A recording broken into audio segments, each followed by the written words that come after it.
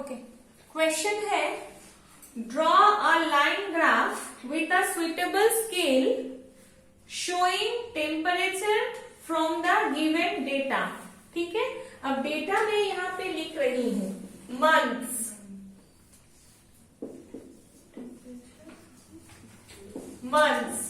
और मंथ्स में देखो जनवरी, फरवरी, मार्च, अप्रैल, मई, जून, जुलाई, अगस्त, सितंबर, अक्टूबर, नवंबर, दिसंबर।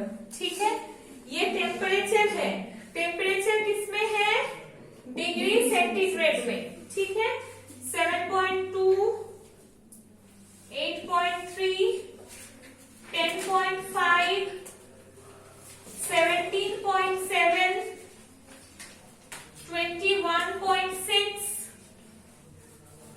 21.6, 24.4, 24.1, 21.1, 16.6, 11.6, 7.7। ठीक है, ये डेसिमल में है। सबसे पहले आप लोग को क्या करना है, एक स्केल, सुटेबल स्केल लेना है। ठीक है, आपके पास जो ग्राफ पेपर होगा वो मिलीमीटर ग्राफ पेपर है। ठीक है, उसको हम लोग सेंटीमीटर ग्राफ पेपर कहते हैं। मतलब एक एक सेंटीमीटर का एक एक बॉक्स है और हर एक बॉक्स में आपका क्या है, माने 100 खाने हैं छोटे छोटे। इधर 10, वर्टिकली 10, हॉराइजॉन्टली 10। ठीक है, तो 10 इंटू 10 कितना, 100 हो जाता है ना। तो एक छोटे से बॉक्स में 100 खाने हैं। ठीक है, तो आपको वो सेंटीमीटर ग्राफ पेपर लेना है। ठीक है, क्योंकि आजकल हम लोग सारा काम इंच और माइल्स में नहीं करते हैं, मीटर, सेंटीमीटर, मेट्रिक स्केल में करते हैं। ठीक है, तो सेंटीमीटर ग्राफ पेपर में आपको देखना है कि आपका मैक्सिमम कितना वैल्यू है, मिनिमम कितना वैल्यू है। यहाँ पे मैक्सिमम वैल्यू है 24.4 और मिनिमम वैल्यू है 7.2।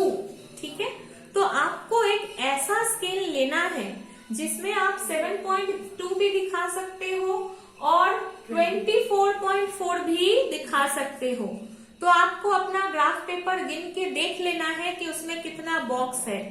ठीक है, और ग्राफ पेपर में हम लोग इसको तो बनाएंगे ही, इसके साथ साथ हमको स्केल भी लिखना है, ऊपर में हेडिंग भी देना है, तो उस पेज में जगह होना चाहिए। ठीक है, तो वो मान लीजिए ये आपका अगर पेज है, एक ग्राफ पेपर है, तो इतना में आपका ग्राफ का काम पूरा हो जाएगा। जो भी है इतना में हो जाएगा। ठीक है, यहाँ पे आप स्केल लिखेंगे और यहाँ पे नाम लिखेंगे। ठीक है, मतलब तुम्हारा ग्राफ का जो काम है, ये मान लो ग्राफ पेपर है तो यहाँ पे तुम बनाई हो। ठीक है, और तुम्हारा जो है इतना में कंप्लीट हो जाएगा और ऊपर नीचे इतना जगह बचा हुआ रहेगा। तो आप लेंथ एंड ब्रेड्थ में देख लेंगे कि आप लोगों के पास कितना जगह हो रहा है, उस हिसाब से स्केल लेंगे। ठीक है, और ये है हमारा हॉराइजॉन्टल स्केल, ये एक्स एक्सिस होता है, ये वाई एक्सिस होता है। वर्टिकल जो है वो वाई एक्सिस है। वाई एक्सिस पे हम लोग वैल्यू लेते हैं। ठीक है, और एक्स एक्सिस पे हम लोग क्या करते हैं, जनरली जो आपका बेस है, जैसे इसका बेस क्या है, मंथ्स है, तो यहाँ पे मंथ्स का नाम हम लिखेंगे। आप एक से, तो यहाँ पे स्केल में क्या लिखेंगे हम, स्केल में लिखेंगे ऑन एक्स एक्सिस,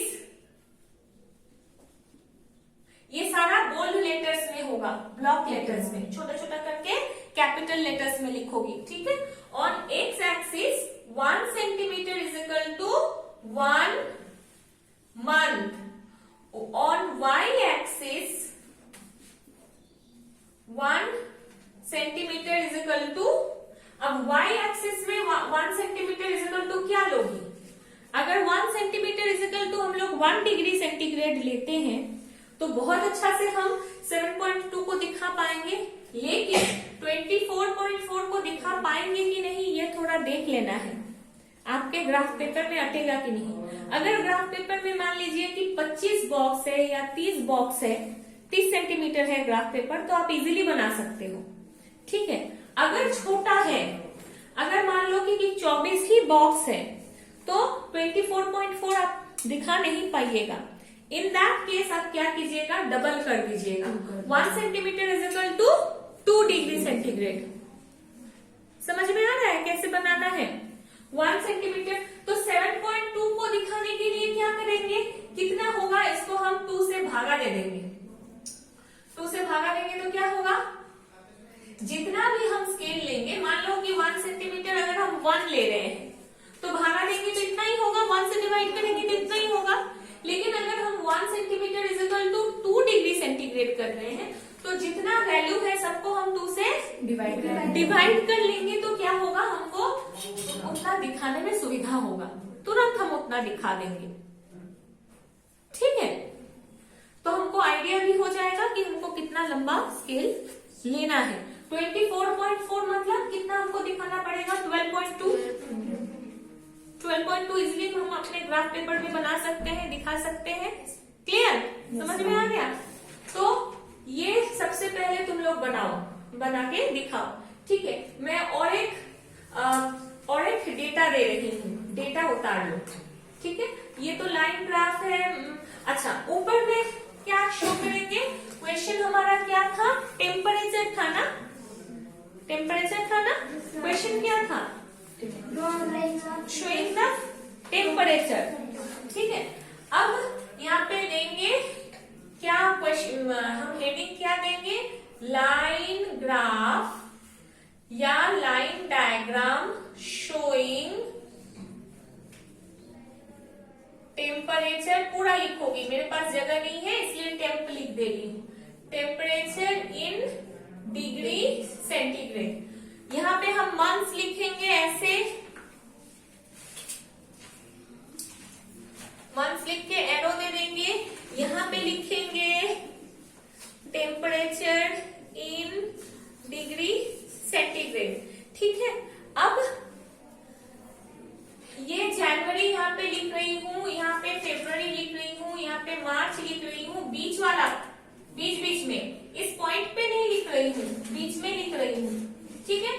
बीच में लिखूंगी अगर तो बीच से कैलकुलेट करोगी। अगर इस पॉइंट पे तुम जनवरी लिख रही हो तो इस पॉइंट पे, अगर इस पॉइंट पे तुम जनवरी लिख रही हो तो इस पॉइंट पे तुम जैसे 7.2 है तो यहाँ पे 7.2 लोगी।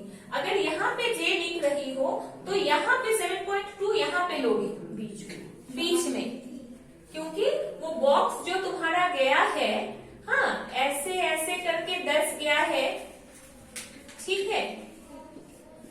तो यहाँ पे देखो कि जो बीच वाला है थोड़ा मोटा करके बनाया हुआ रहता है ना, इस तरह से मोटा करके, तो वो बीच वाला पे लेंगे अगर हम बीच में लिख रहे हैं तो, ठीक है। अगर इसके बॉर्डर पे लिख रहे हैं तो साइड पे लिख लेंगे। इसका मतलब क्या हुआ, यहाँ से लेकर के यहाँ पे फरवरी लिख रही हूँ तो इसका मतलब ये वाला एरिया पूरा मेरा क्या होगा, जनवरी हो जाएगा। फिर यहाँ से जाऊंगी इस पे तो वो मेरा मार्च हो जाएगा। समझ रही हो बात को? अच्छा, जब मैं पॉइंट्स दूंगी तो पॉइंट्स को क्या करूंगी, सर्कल कर दूंगी। जहां पे भी मेरा पॉइंट जाएगा मैं सर्कल कर दूंगी, ठीक है। और उसके बाद क्या करना है, स्केल की मदद नहीं लेना है, ठीक है। सिर्फ हाथ से उसको क्या करना है, जैसे जा रहा है वैसे मिला देना है, ठीक है। कभी कभी ये क्वेश्चन, ये डायग्राम बना देने के बाद एक क्वेश्चन रहता है कि ये जो आपका जो टेम्परेचर कंडीशन है ये किस तरह के क्लाइमेटिक रीजन को शो करता है, ठीक है। तो आप डेटा को देखो, टेम्परेचर बढ़ रहा है, मई जून में हाईएस्ट हो जा रहा है, फिर दिसंबर में घट रहा है। लेकिन देखो टेम्परेचर जो है जनवरी फरवरी में घट रहा है, 7.2 हो जा रहा है, लेकिन एकदम बहुत ज्यादा ठंडा 2-3 ऐसे भी नहीं हो जा रहा है, और गर्मी में भी ये बढ़ करके 40 के पास नहीं पहुंच जा रहा है। इसका मतलब यह जो एरिया है वो समुद्र के पास का एरिया है। ठीक है, तो यहाँ पे सम जलवायु है। गर्मी में भी तापमान बढ़ रहा है लेकिन बहुत ज्यादा नहीं, ठंडा में भी तापमान घट रहा है लेकिन एकदम से कम नहीं हो जा रहा है।